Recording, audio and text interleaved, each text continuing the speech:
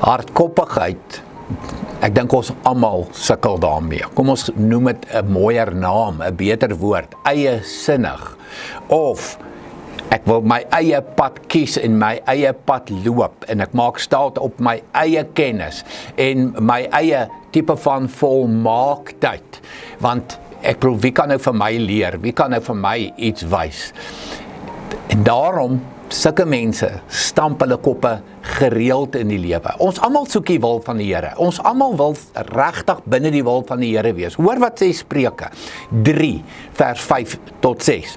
Vertrou volkome op die Here en moenie op jou eie insigte staat maak nie. Kom ek vertaal dit vir jou anders. Moenie hardkoppig wees nie.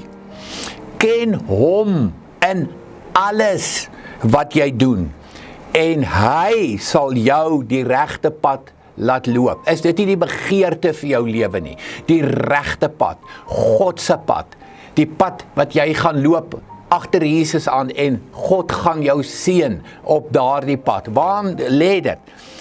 Vertrou volkome op hom en ken hom in alles wat jy doen. Mag dit kenmerke van jou lewe wees.